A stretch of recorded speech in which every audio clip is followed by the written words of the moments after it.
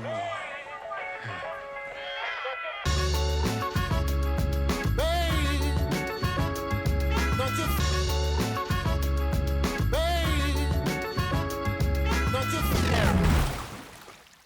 first of all, thanks for your time. I know you are a busy guy running many things. And so my first question for everybody on the project so far has been, where were you born? I was born here in Canada. I was born in the Lower Mainland, Surrey. Oh boy. So I guess I'm a BC boy. And then what kind of kid were you when you were younger? Like, were you always into fantasy and games and pop culture? Oh yes, I was absolutely always a nerd. I was born a nerd. I've been a nerd forever. It's just soaked in over time, and it's gotten worse. I've pickled. I was reading a lot of fantasy and science fiction right away, and a lot of Stephen King too. So that really opened up my imagination. I've probably read some of that before I should have, but the sci-fi and fantasy stuff, you know, they teach you a lot of great things in the school system, but being able to go to any world and to any imagined possibility was a tremendous gift that I had throughout my whole childhood. Books, reading, so absolutely. Was there a certain influence you had at a young age, like a certain game or a show that really like piqued your interest into pop culture in general? Well, some people, I think they got hooked on The Hobbit or Lord of the Rings at a young age. That's very common to happen. For me, it was actually, I think, the two most influential, aside from all those Stephen King books, the two most influential creative things in my early childhood would probably be Star Wars, the original saga, A New Hope and all that. It was really just profoundly fascinating and exciting for me to watch that story, and also now as an adult I can look back and see a lot of the lessons and the values in that story that I didn't know were there, the heroically overtaking evil and all that sort of thing. But and also the PC game Alpha Centauri, made by Sid Meier, like Civilization type game. Alpha Centauri had groups of humans splintering off, landing on this alien planet, and essentially having almost just completely incompatible ideological disagreements, and they're all in a contest to understand this alien planet and develop strange transhuman technologies, the likes of which my little imagination had never encountered before. Strange stuff of quantum physics and hard sci-fi concepts that were really mind-bending to the young me. So I still think about that game sometimes. A lot of the quotes from it. So would that be an RTS then? It's like a Civilization type game, a 4X, like expand, explore type thing, where you're building cities and troops and exploring land and trading, building resources, that sort of thing. Not exactly a real-time strategy because it's actually turn-based.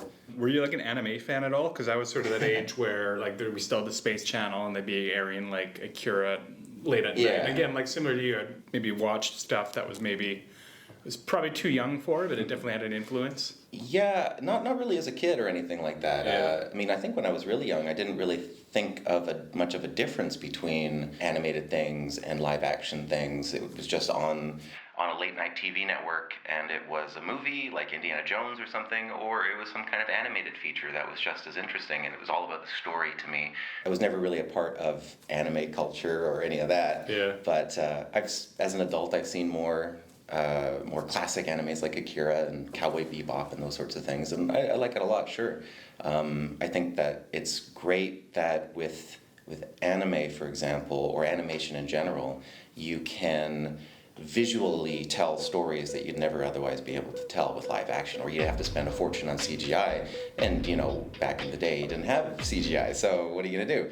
You can tell that story by painting it, by drawing it, and showing that visualization that you could never get away with in film, in camera. This part I probably won't edit in, but I'm curious your thoughts on like the newer Star Wars properties and the maybe degradation. I don't want to say degradation of quality because some people like the new movies. Mm-hmm. I personally like the middle one because I thought they were going to combine the dark and the light force, and then they just retconned everything. I know. I actually still feel similarly about the second movie of the new trilogy. They had one actually very good idea and one very good moment in that film, and they squandered it. They let it slip through their fingers when Rey and Kylo have their confrontation in the throne room after killing Snoke, or whatever the heck Snoke is. You know, they're talking about, let's do a new thing, forget the light side, the dark side, it's just you and me, and let's reshape the galaxy in our own image.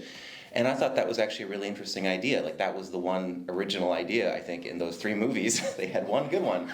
And then Rey just says no, and then it's over. And there's about 10 or maybe 15, 20 seconds of a very interesting concept and moment, and then it just goes away, and it doesn't really come up again later. Sort of dabbled with in the 3rd movie, sort of, but it's a shame. But overall, for the 3 new movies, I think that they missed the point. I think they missed the point about Star Wars. Actually, very importantly, at the end of the final movie, Rey's confrontation with the Emperor, when there's all this back and forth monologuing about, oh, I'm so evil, and no, I'm going to stop you, and all this. There's some line where Rey says, or the Emperor says, who are you to stop me, or something like that. And Rey says, I'm a Skywalker. I think that's missing the point. I mean, in the original New Hope, Luke was just nobody. Luke was just a farm boy. He was anybody. And so Rey, the idea of Rey in that trilogy being just somebody standing up to evil, just a regular person. And if you believe in it hard enough, or if you just have the right stuff, or have the right thing in your heart, then you can overcome it. The Emperor and all the darkest evil in the galaxy and all that. And they just preferred to go with the kind of, my parents were cool. I've got the right blood in me, or something like that. And it's not about the ideas in my heart. And I think that that's a real shame, because I think that misses the point about Star Wars. I'm sure it'll be studied for years to come. Real quick, what was your favorite Stephen King novel when you were younger? Favorite Stephen King novel?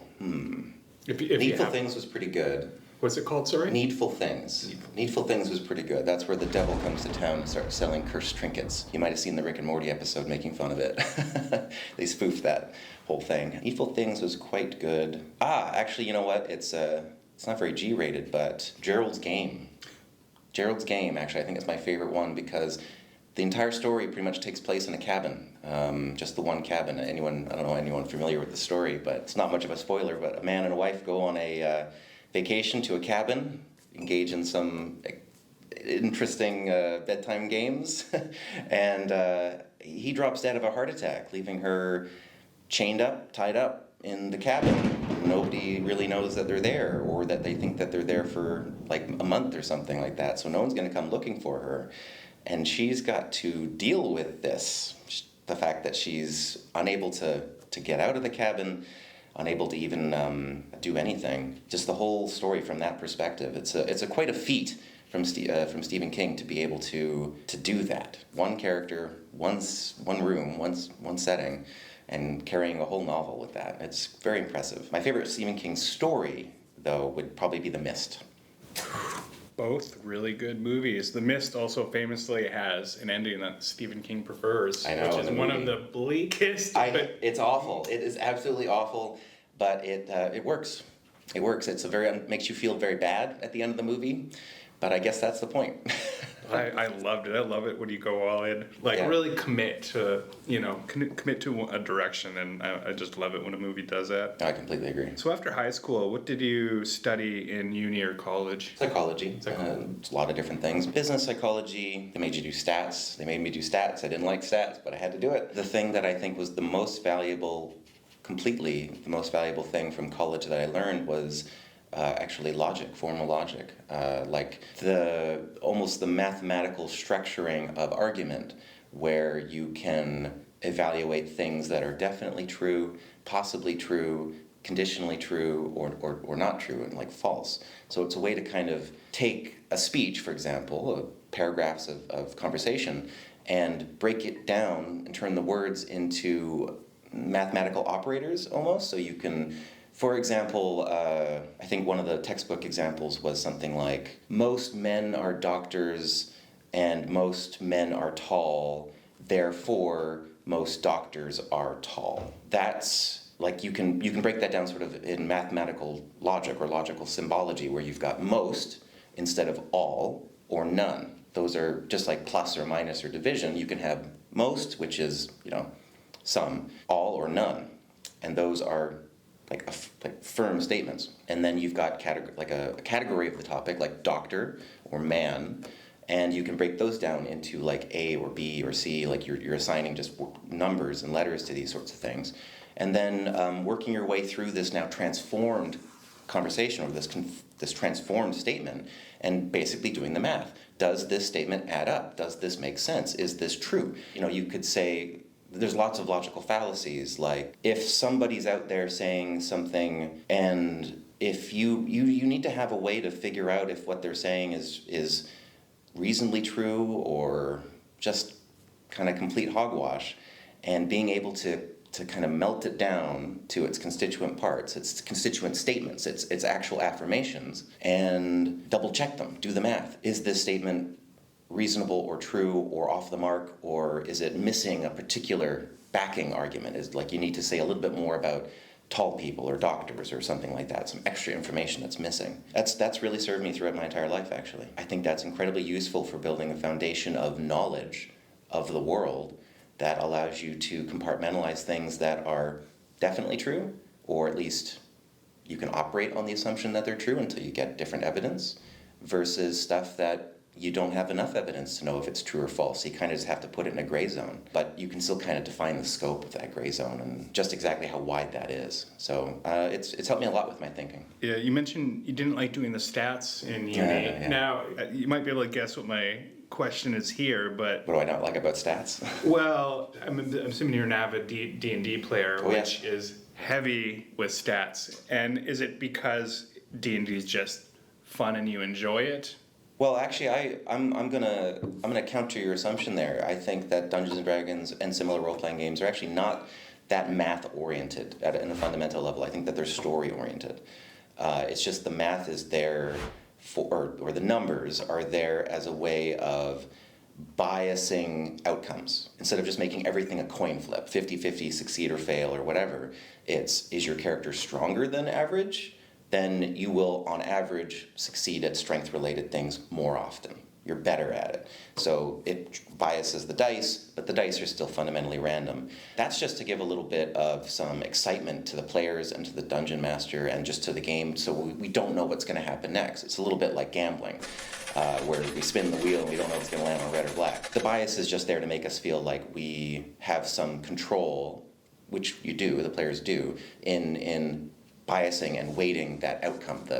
If you could make red come up 55% of the time instead of 45% of the time, and then nudge it up as you get more experience or whatever, and keep that number going higher. That's kind of exciting.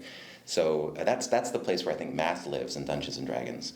Everything else in Dungeons and Dragons lives in the story, lives in the characters, the drama about why they're risking their lives going off and plundering a dungeon or fighting an evil villain who wants to hurt people. For example, demons that might be chasing characters, and the fact that they are the struggle of them trying to overcome those issues in a gameplay environment in the game. It's all story and narrative, and it's not real life, but it's still. I mean, we read books, we watch movies, we like stories. I think D&D is at its core and at its heart, it's about stories. I like that. And then were you in a gaming club in university? Not at the university I actually went to here in BC, but I spent some time in Australia, and I happened to live right next to the University of New South Wales, and I went to a lot of gaming activities that they did there. They had a strong, rich gaming club community there, including they did a lot of cool events, both like regular weekly stuff and bi-weekly. And also they did special events where they rented like a whole university building for a weekend, and they did a little mini convention where they'd have multiple rooms. This room's for that. This room's for board games. This room's for this special board game. This room's for D&D. This room's for Shadowrun and different RPGs. And it's just people start showing up at they book the space, and people individually book their activity event. Like a dungeon master who wants to run a particular game, they'll say, I'm going to be in this room between 4 and 8 p.m. Anyone who's here at this thing, or just, hears about it, come on down. But otherwise, it's a whole building full of a revolving door of just games all day long, and a lot of conversation and socialization. I think that left a pretty strong impression on me. Cool. Were you? I lived in Australia for a year. Were you there for school, or were you just there for the fun of it? I was just there for, actually my family moved there, so I came along with. This was actually still when I was in high school, so before I went to college here in BC. I was young, and I was enjoyed hanging out with a bunch of smart college people, university folk, and playing those games. And it was great times. How did the idea for the Galleon Gaming Club come about? The idea for the Galleon Gaming Club came about because I had an idea, I had a vision for what I needed, what I wanted. I had a great experience on the Sunshine Coast, working with a good friend of mine at his game store, Game Point, on the Sunshine Coast. While there, I did a lot of hosting of Dungeons and Dragons events. I made a Dungeons and Dragons activity at the library, a recurring thing every week where just people would show up. I revitalized the RPG community at the game store. We had a game night that at its peak, I think 30 people showed up, which for sort of a small town on the Sunshine Coast is quite a lot. That's pretty much every nerd you can find. We had other kinds of gaming activities as well, X-Wing and Magic cards, so many Magic cards. What I really, really crystal clear felt from my time there was the sense of the location and the people. The relationships that I had with the people that I was playing games with, that I would see every day. Maybe I'd be working there, and I'd say in the evening, people would show up. They ask, is a game going on tonight? Is anyone hanging out? And I said, well, I'm here. Or, yeah, I think someone's going to show up. They said they'd show up around 6:30, so let's go in the back, play some cards together, you and me, chit-chat, and then someone else shows up, and then, come and join us.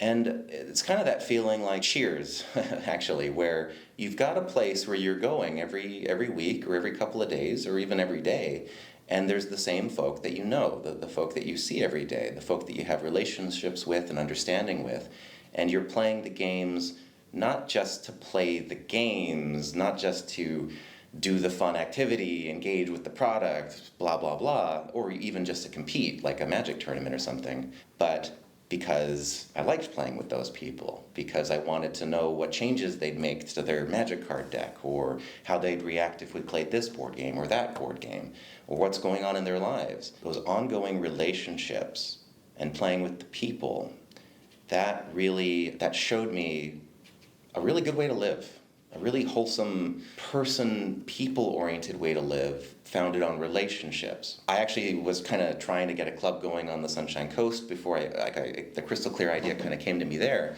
And I tried to get a club going on the Sunshine Coast, but it was too small, unfortunately, or there wasn't enough people who would be able to make it financially viable. Club needs money to run, and it needs space. So we just sort of did that stuff around the game store, and in the evenings and at many other times, it was like our club. It was our club, and it still is the club, I'm sure, to the people who still live there. But I needed to move here to Victoria to grow the club to the size that it could actually get off the ground and sustain itself. That was the most important thing. There's a little bit more to that, actually, because the other half of my desire to make the club was formed actually when I was living in Vancouver around 2016 during the first U.S. election, the big U.S. election in 2016 that we're all familiar with. Being in Vancouver, it was a pretty isolating city. It's hard to make friends there. It's all very cliquey. There's not really any kind of third place activity to go out to. You can't just go out and start having relationships with people, just make friendships or connections or see the same folk day after day, week after week, because you're probably not going to.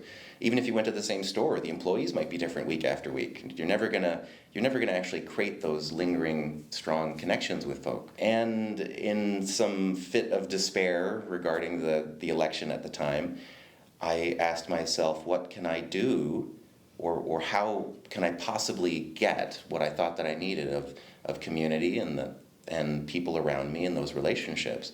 And so the first idea for the club kind of came to me then, because I was doing research looking into history and what people have done in the past, and people have formed clubs and mutual aid societies for a long time, for hundreds of years actually, like leagues or guilds or clubs and clans and things. Like modern day, we'd look at the Elks Club or the Legion or Kinsman Club as these kind of membership organizations where there's an entity wrapped around you, an organization that's binding everyone together, that keeps everyone together inside of it, and then promotes and provides many services and activities for those members and kind of can act as their their agent or their representative in influencing the world around them too a little bit. Like these clubs, they do stuff. They do Rotary, for example, as well.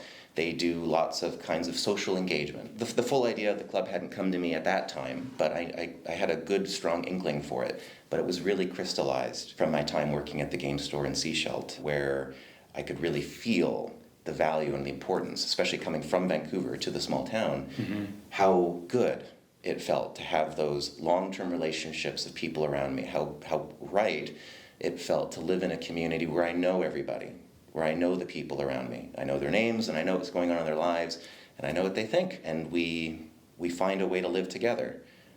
And I think that the combination of that sort of nerdy game store activity-based stuff and the more communal sense of group that you get from a club and an organization like that, that's a real winning combination. When you combine those two things together, it really seems to work. I found that experience in Victoria since I founded the club, that is working and that works really well. So big question I have for you, I want to get into some fun stuff regarding the games in a second, but I try and do a lot of research ahead of time before I do the interview.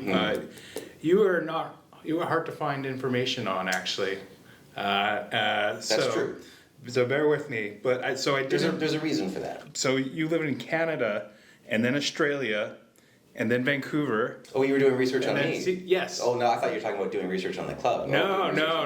That we can talk about too, actually. But so you're quite the globetrotter. So can you just sort of cap it?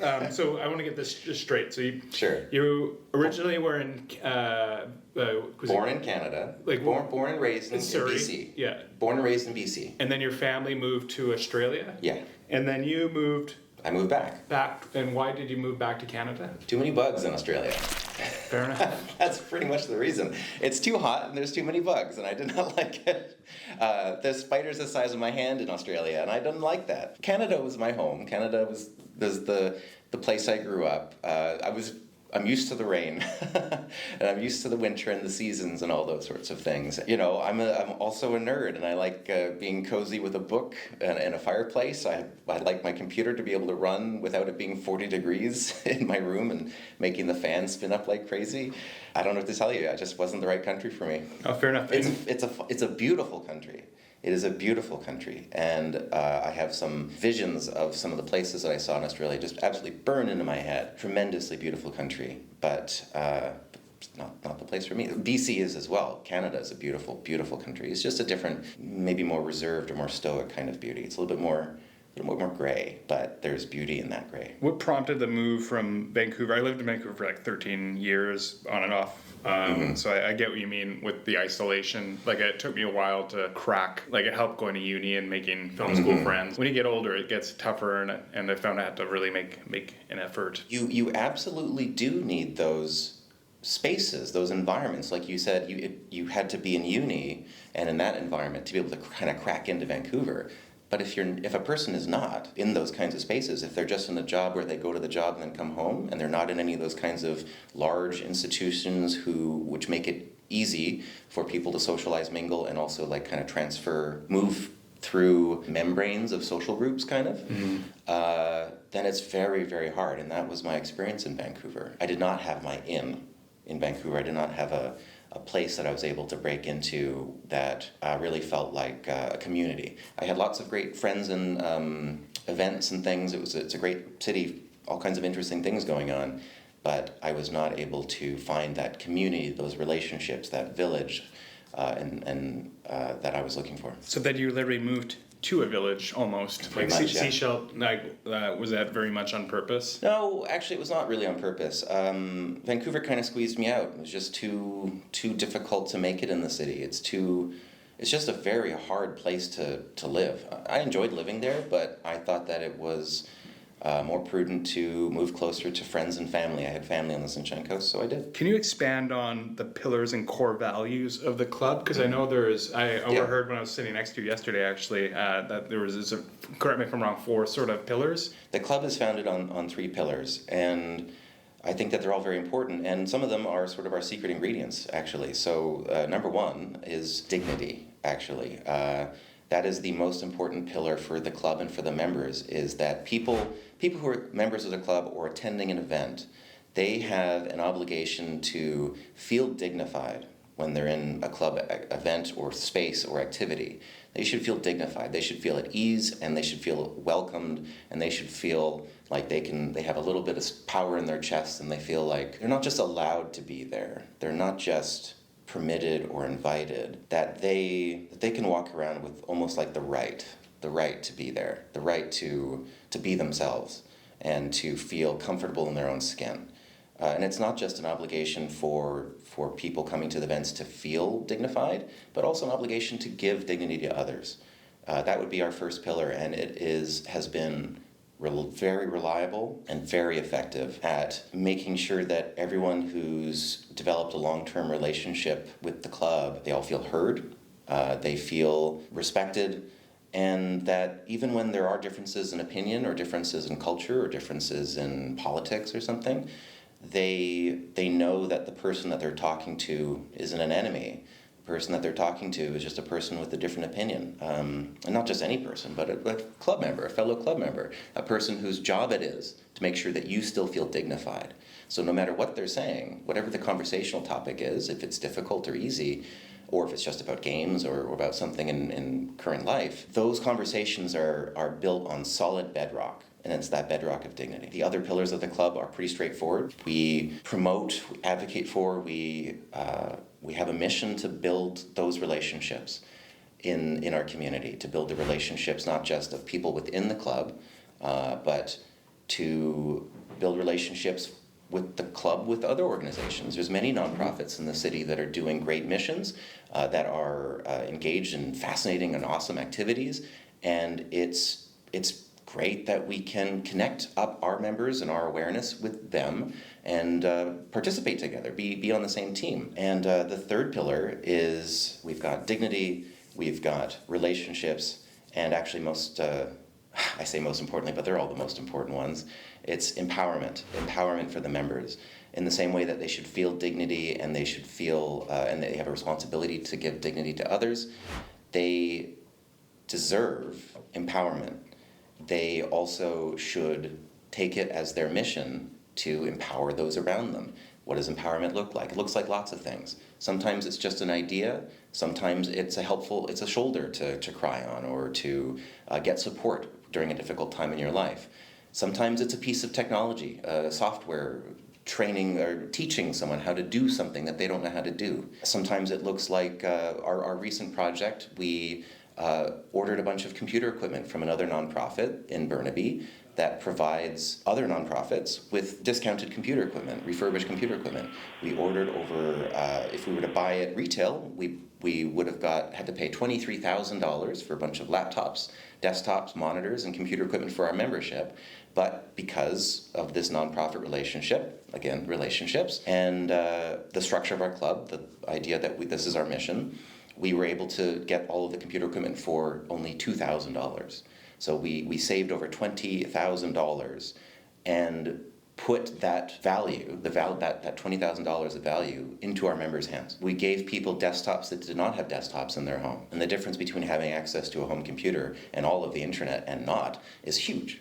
It's in this modern society, it's enormous. It's like having a smartphone or not. I struggle to imagine how to live these days without a smartphone and just all of its incredible options and tools and capabilities that I have. A laptop, same thing. Going from having only a computer at home to being able to take your laptop to a meeting with people, to take it to a cafe and work, or to a co-working space like the Dock, to be able to be mobile with that computing power and all of the options that's available there. The computers even came with Windows licenses and Office licenses. It's an incredible deal.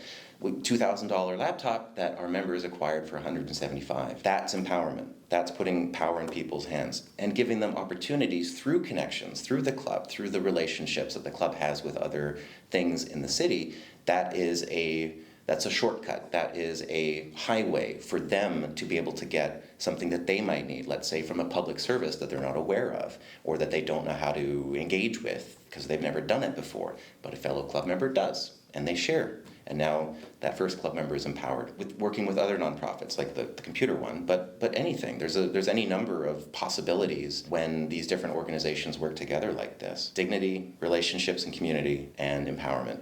Those are the pillars of the club. Those have served us tremendously well today. And the computers, is the intent to allow them to play video games, or is the intent more just to give them access to the World Wide Web for whatever they'd like to use it for? It's called the Galleon Gaming Club, but it is a members club. Organizations are machines. McDonald's, for example, is a machine that turns cows, potatoes, and sugar into money.